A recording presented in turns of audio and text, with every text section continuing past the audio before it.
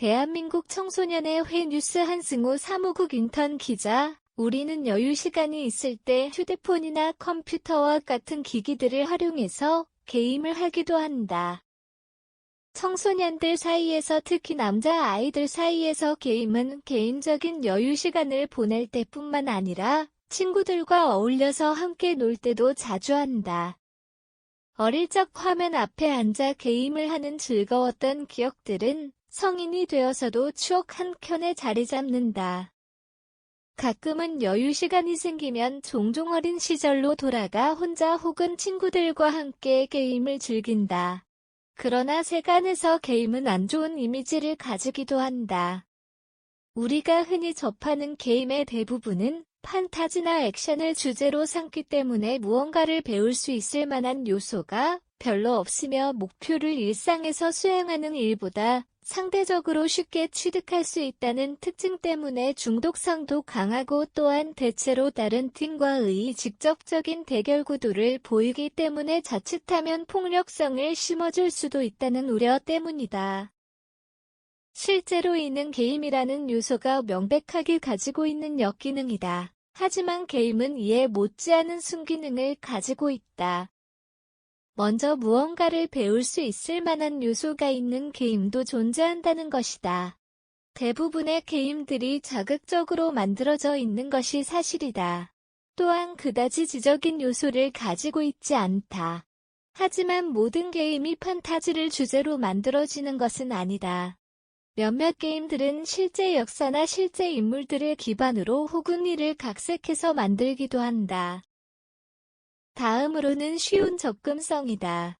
호모르덴스 놀이하는 인간이라는 말이 있듯이 인간은 지루함을 참지 못하고 끊임없이 행동하고 새로운 것을 갈구한다.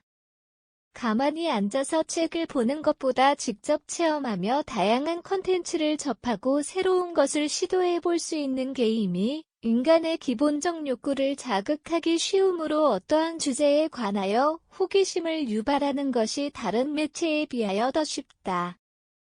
마지막으로는 지구력이다. 실제 일상에서 달성해야 하는 여러 가지 목표에 비해 게임 속의 목표가 달성하기 더 쉽기에 진행 속도가 빠르므로 큰 지루함 없이 계속할 수 있다. 이러한 여러 순기능들이 게임이라는 요소를 그저 부정적인 것이 아닌 산업적으로나 교육적으로나 가능성이 풍부한 것으로 만들어준다.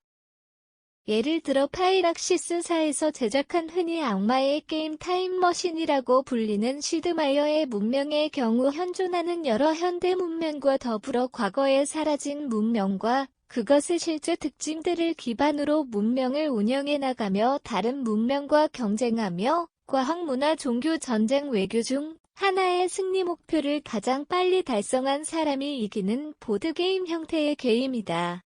패러독스 디벨롭먼트사에서 제작한 하츠 오브 아이언사는 2차 세계대전을 배경으로 독일, 미국, 프랑스 등과 같은 세계대전의 주요 국가들뿐만 아니라 당시에 있었던 다른 국가들을 역사적 흐름에 따라 운영하거나 연구개발에 따라 대체 역사를 만들어갈 수 있는 시뮬레이션 형식의 게임이다. 크리에이티브 애셈블리사에서 제작한 투타러 시리즈도 일본 전국시대, 고대 로마, 중국의 삼국시대를 배경으로 내정과 군사를 운영하며 당시에 실제로 존재했던 세력과 경쟁하는 방식의 전략 게임이다.